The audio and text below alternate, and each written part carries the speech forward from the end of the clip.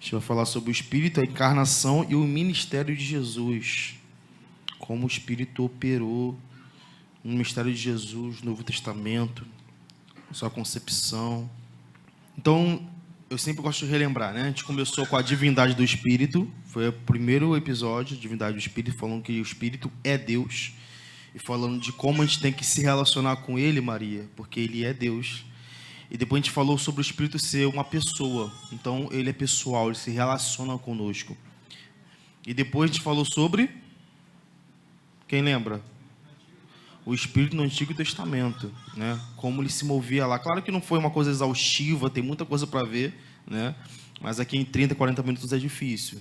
Então, agora a gente vai falar sobre o Espírito, a encarnação e o ministério de Jesus, né? O quanto o Espírito ajudou nessa obra, o quanto o Espírito teve essa ação no Novo Testamento. Então, você sabe que Jesus é Deus, né? Todos sabem aqui? Jesus é Deus. Só que Jesus também é uma pessoa, é humano, né? E aí, eu não sei se você já parou para pensar sobre isso, tipo assim, Jesus, que é Deus, sempre foi Deus, o Filho, né? Ele se encarna, ou seja, ele se torna humano, ele começa a ter um corpo. Então, isso é algo que você for pensar assim, você fica meio sem algumas respostas, né? Tipo assim, como um Deus que criou tudo, o universo, a habitação que a gente habita, o nosso corpo, tudo, criou tudo. Agora ele se encarna e começa a habitar em uma mulher e na sua criação. Esse é o Deus encarnado, o Filho, Jesus. Vou abrir em Lucas 1. Lucas 1 vai falar sobre isso, sobre esse momento do nascimento de Jesus, do Espírito falando com Maria.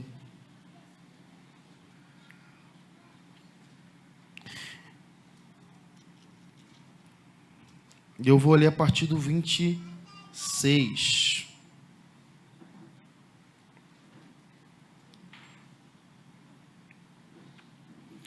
Lucas 1, 26. No 6º mês, o anjo Gabriel foi enviado por Deus a uma cidade da Galileia, chamada Nazaré, a uma virgem que estava comprometida a casar com um homem da casa de Davi, cujo nome era José. A virgem se chamava Maria, e aproximando-se dela, o anjo disse: Salve, agraciada, o Senhor está com você. Então, o primeiro ponto que a gente tem aqui é que o Senhor escolheu quem? Uma mulher. O nome dela é Maria. E qual a condição dessa mulher? Ela é virgem, está pronta para casar, ter a consumação do casamento. Então, esse é o cenário. O Espírito, o anjo vem, na verdade, o Gabriel vem e fala com essa Virgem Maria, né? Então, é a primeira informação que a gente tem.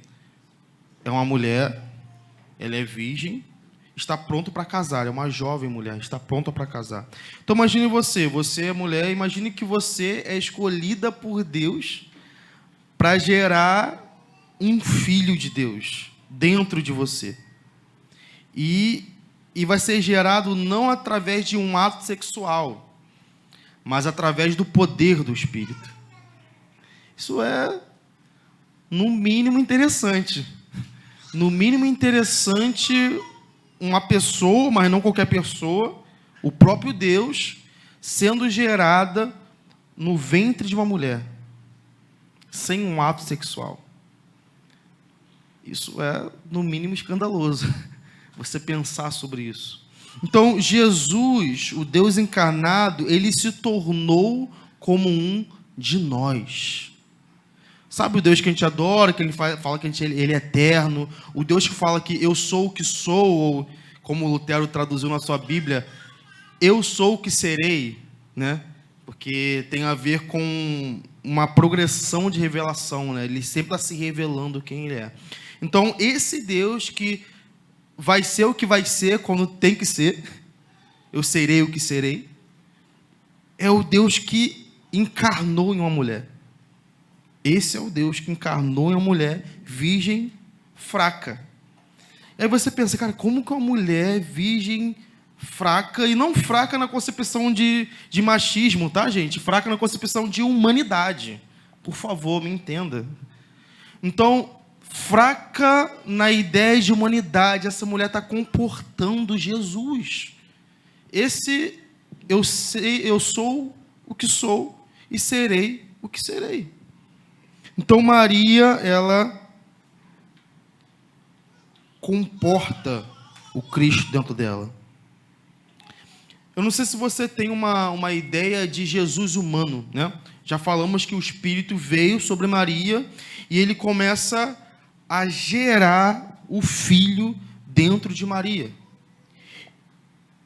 E Jesus, que é 100% Deus e 100% homem, ele começa a ser gerado. E ele vem à tona, ok? Só que eu não sei se você tem uma imagem de Jesus humano, né? Toda vez que eu penso sobre isso, agora é mais fácil de pensar, porque tem aquela série The Chosen, né? Então, aquela série ali, ela mostra pra gente um Jesus humano. Um Jesus que brinca, um Jesus que fala com as crianças, um Jesus que anda na terra, um Jesus normal, comum, 100% humano. E a gente precisa entender que o Jesus 100% humano, ele é literalmente humano. A Bíblia vai falar que ele não usou, nem foi ousado em usar os poderes que ele tinha de Deus. O Espírito gerou ele dentro de Maria, ele veio à terra, e João vai falar, né, que o Verbo se fez carne, e ele habitou entre nós.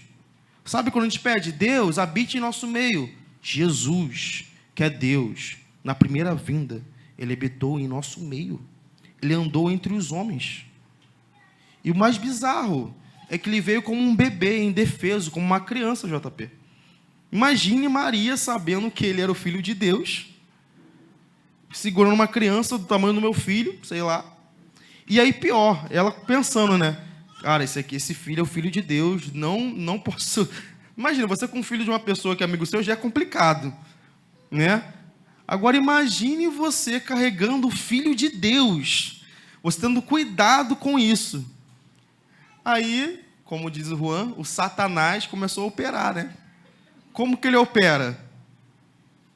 Como que ele opera? Colocando a sementinha lá no coração de Herodes, né? Para matar as crianças. Aí eu fico pensando com Maria, assim, caraca, eu estava fazendo de tudo para a criança não sofrer um perigo. Aí o que faz? Satanás vai lá, né, no governante daquela época lá e fala assim, tu vai matar todos os primogênitos. Igual aconteceu lá com o Egito lá também, né? E com outros lugares na Bíblia. E aí Maria começa, provavelmente, a se preocupar muito com isso, José também. A Bíblia não fala muito sobre o José, mas provavelmente ele teve um papel muito importante na formação de Jesus.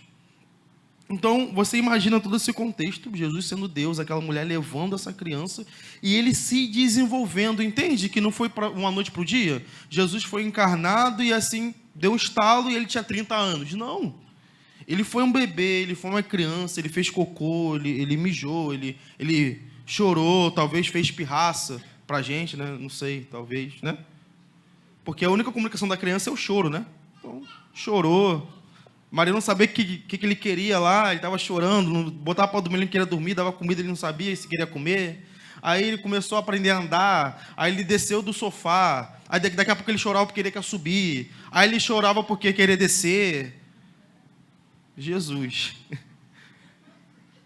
Então, esse período de Jesus, ele veio se desenvolvendo como adolescente. A Bíblia não fala muito sobre isso, Jesus como um adolescente. Fala no momento que ele sentou lá, né, com os sábios, e aí ele era um adolescente, um jovem muito inteligente, né? A Bíblia fala sobre isso.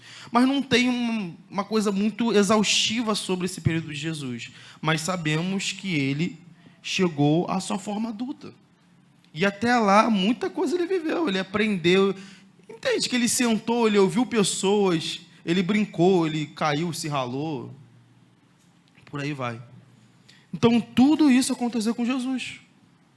Jesus se desenvolveu na criação.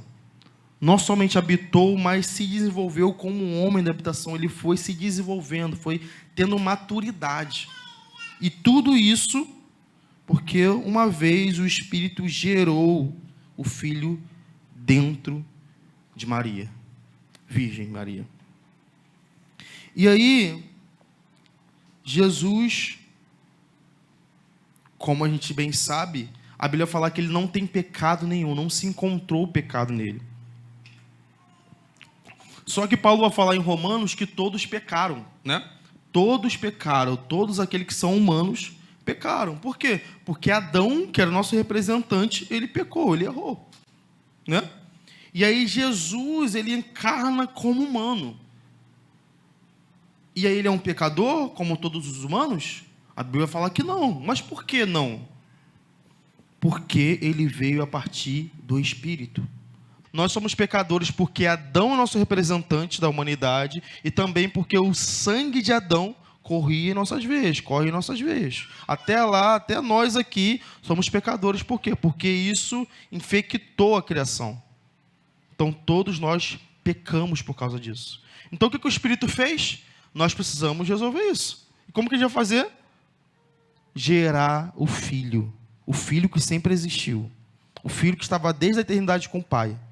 Nós vamos gerar o Filho dentro de uma mulher.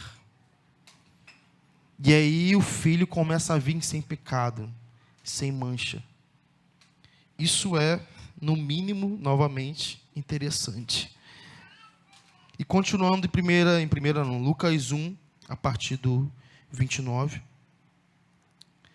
Ela, porém, ao ouvir essa palavra, perturbou-se muito e pôs-se a pensar no que poderia significar essa saudação. Mas o anjo lhe disse: não tenha medo, Maria, porque você foi abençoada por Deus. Você ficará grávida e dará à luz um filho, a quem chamará pelo nome de Jesus. Este será grande e será chamado Filho do Altíssimo. Deus, o Senhor, lhe dará o trono de Davi, seu pai, e ele reinará para sempre sobre a casa de Jacó, e o seu reinado não terá fim. Então Maria disse ao anjo: como será isto, se eu nunca tive relações com homem algum? Pausa novamente. Olha a informação que o anjo dá para Maria. Você precisa entender que Maria, assim como todo o hebreu naquela época, o judeu, ele entendia todas as profecias bíblicas, as promessas. Então, o anjo falar para Maria que ele ia carregar um descendente de Davi, que seria aquele que ia ter um trono eterno, né? Queria vir da descendência de Jacó, lá, descendente de Davi, e o seu reinado não terá fim. Ela entendia muito bem isso aqui.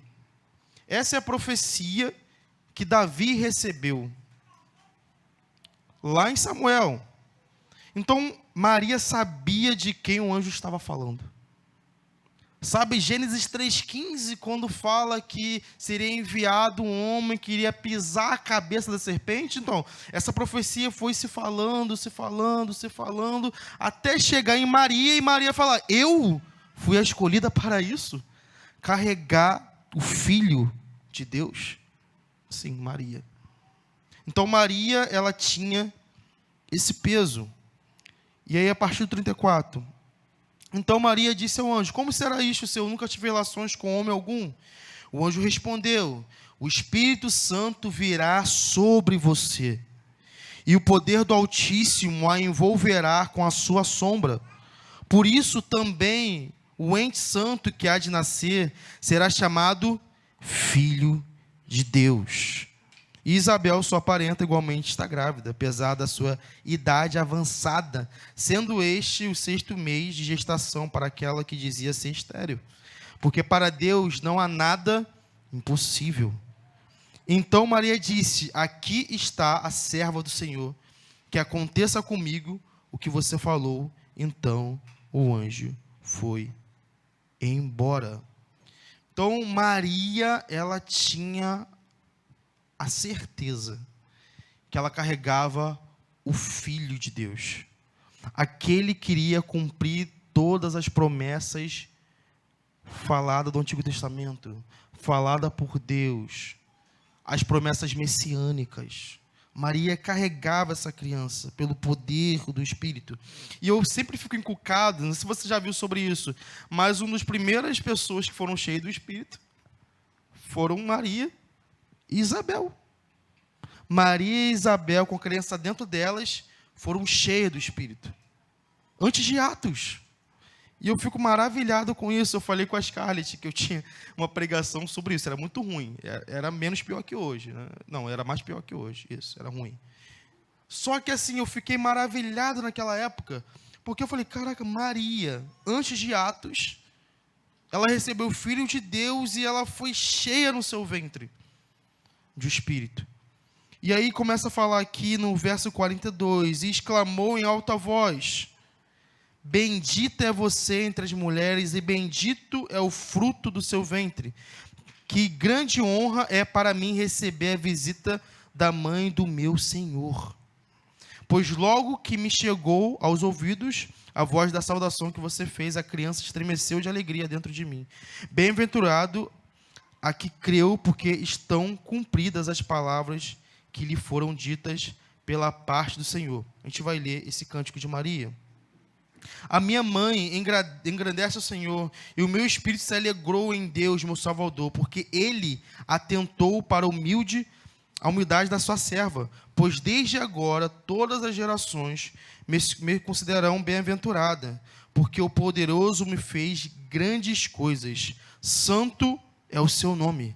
A sua misericórdia vai de geração em geração sobre os que o temem. Agiu com o seu braço valorosamente, dispersou os que no coração alimentavam pensamentos soberbos, derrubou dos seus tronos os poderosos, exaltou os humildes, encheu de bens os famintos e despediu vazios os ricos, e amparou Israel, seu servo, a fim de lembrar-se da sua misericórdia, a favor de Abraão e de sua descendência, para sempre, como havia prometido aos nossos pais. Maria permaneceu cerca de 3 meses com Isabel e voltou para casa. Então você vê que no último verso 55, ela tem consciência que isso está acontecendo, tinha sido prometido aos pais, a Abraão, a Isaac, a Jacó.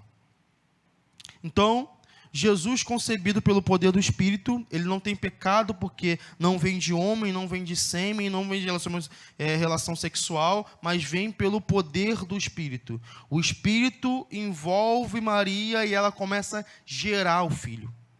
E o filho começa a ser gerado, né? Esse descendente de Abraão, esse descendente de Davi, que como começa Mateus 1 falando sobre isso. Então, o poder do Espírito gera o filho.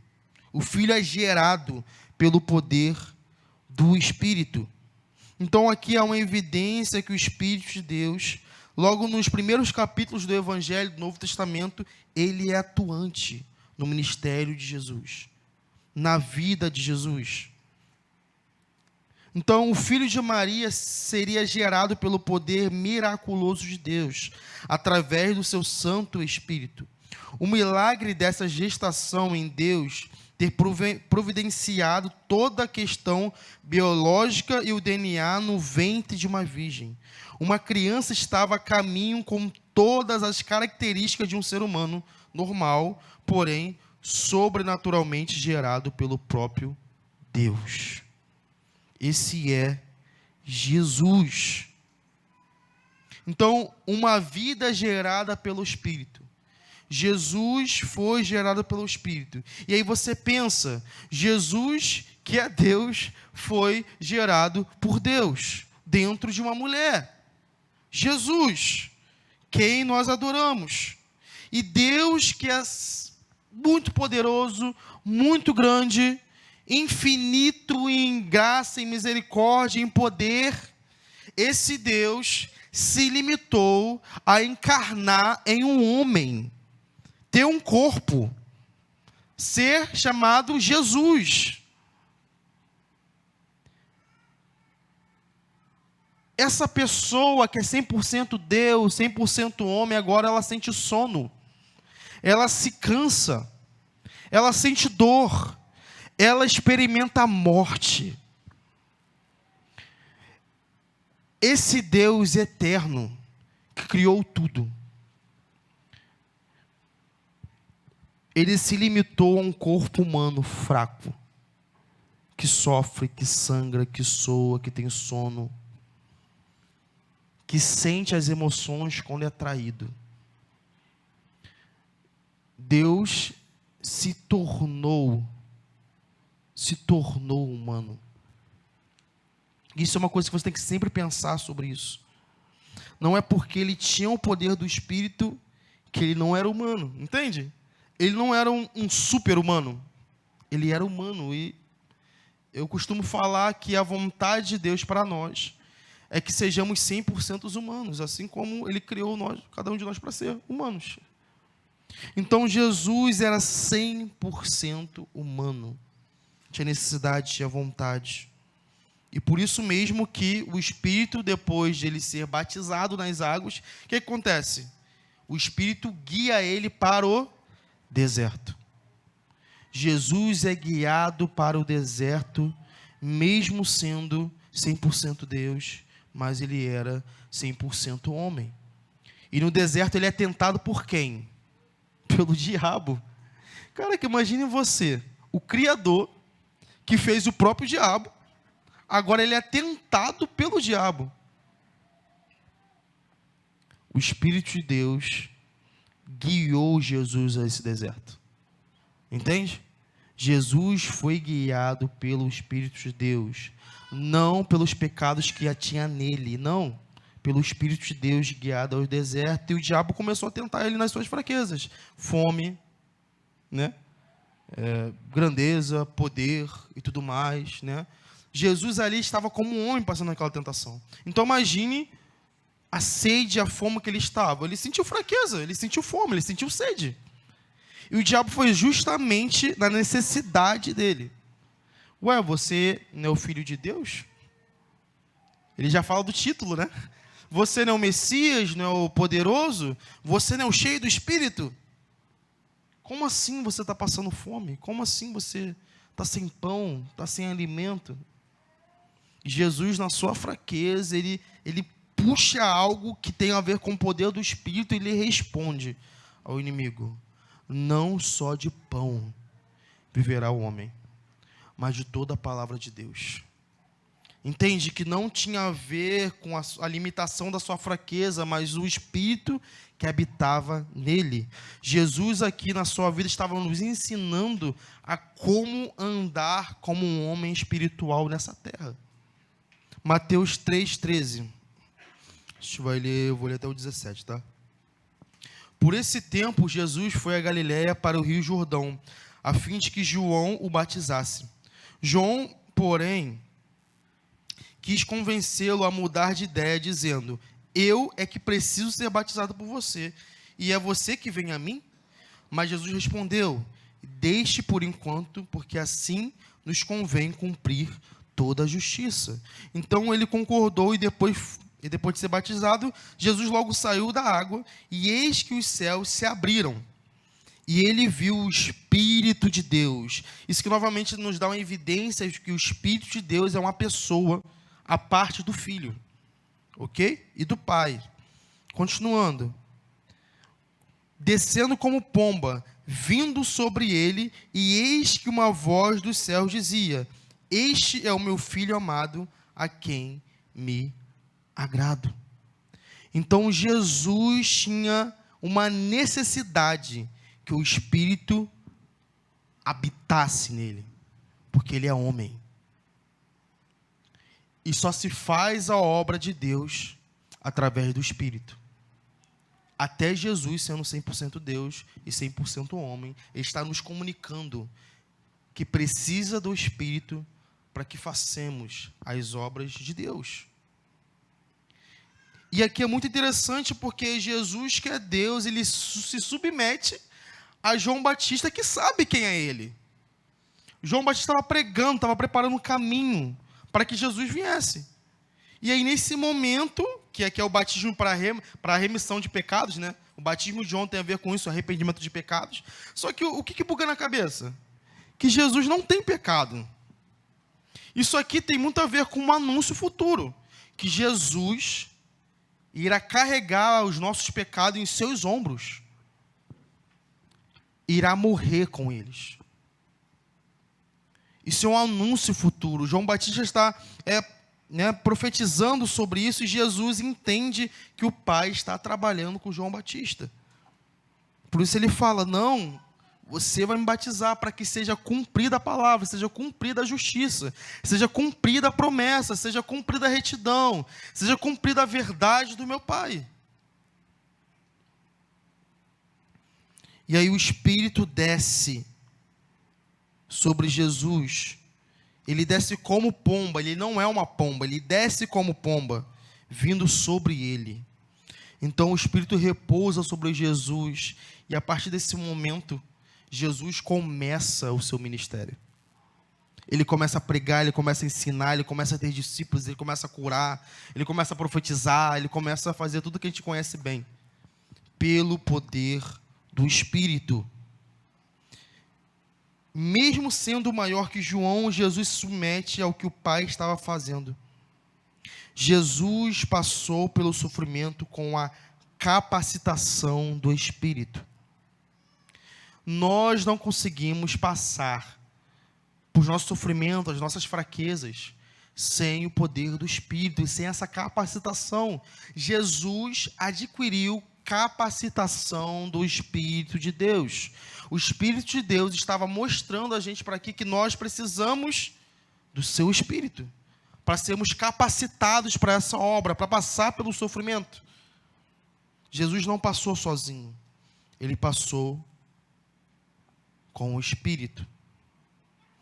O Espírito tomou a essência divina, sabe a essência divina de quem Deus é? Ele transformou isso, entenda bem, em carne, em corpo. Jesus, o Filho, que é 100% Deus, o Espírito transforma essa essência. Ele não se perde, mas isso não tem uma explicação lógica. Mas ele pega a essência de Deus, ele transforma em carne, ele coloca isso em um corpo. Está ali Jesus, sendo Deus e sendo homem. Todo o poder de Deus ali em um corpo, e não sei como não explode. Eu não sei como o corpo de Jesus não explode, porque o poder é enorme. Mas o Espírito de Deus está ali, mantendo toda a plenitude de Deus, capacitando Jesus em cada andar, em cada obra.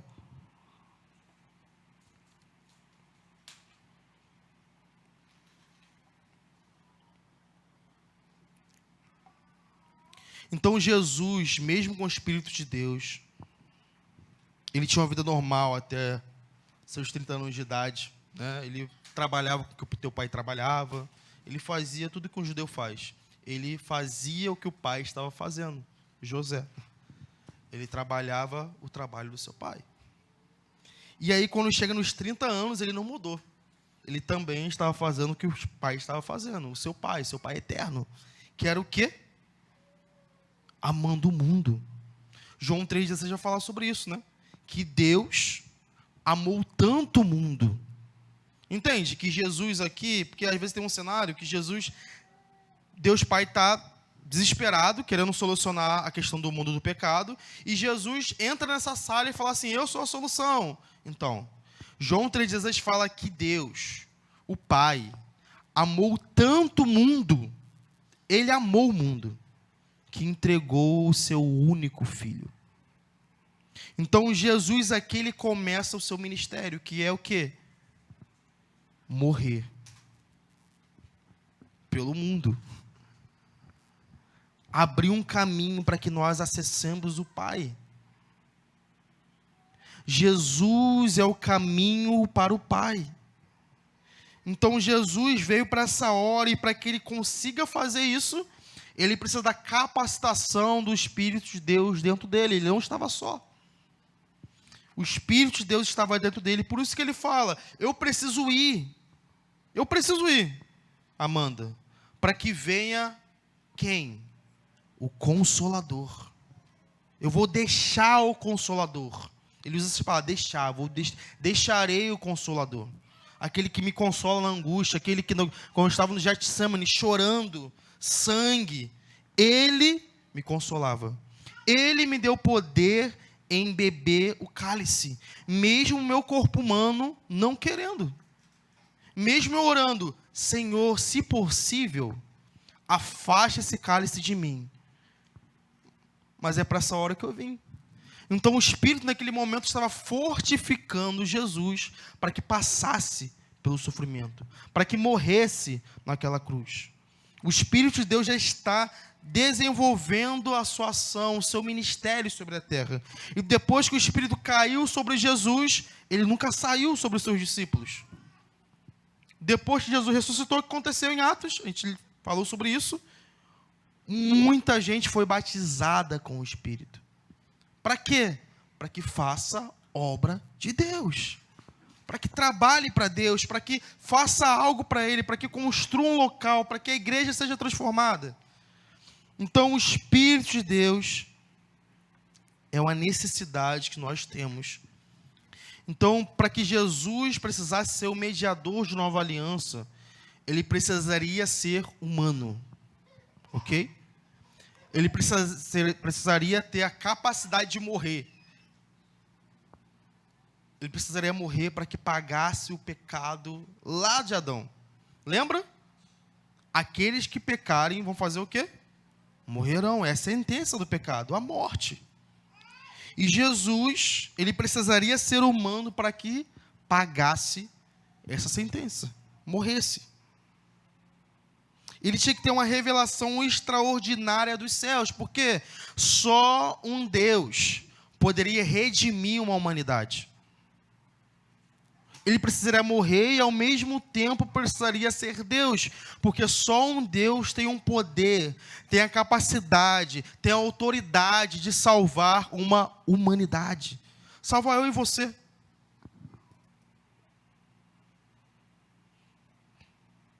E depois só um Deus e um homem em uma só natureza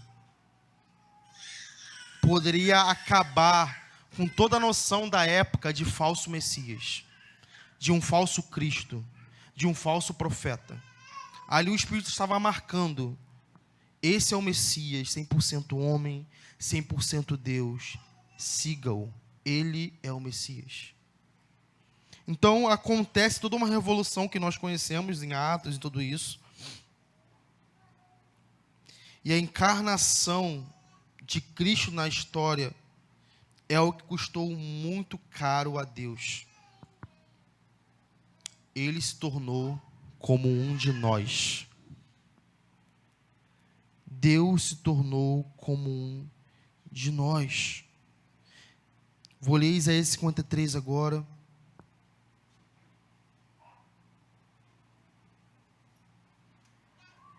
E finalizamos.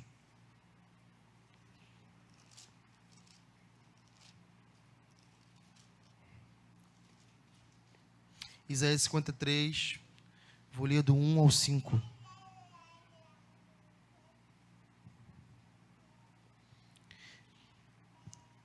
Quem creu em nossa pregação, e a quem foi revelado o braço do Senhor, porque foi subindo como um renovo diante dele, e como a raiz de uma terra seca, não tinha boa aparência, nem formosura.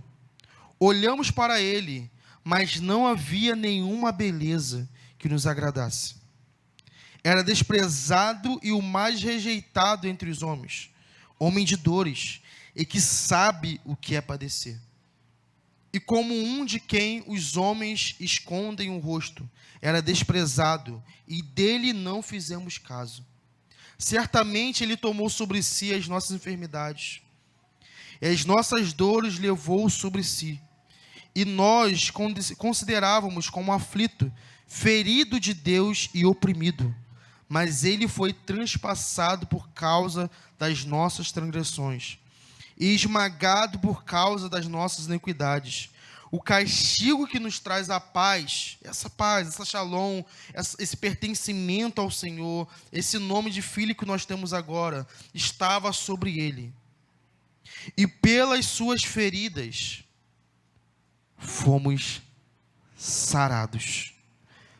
Devemos dar a devida importância à encarnação de Jesus, entendendo que ela foge totalmente da nossa lógica.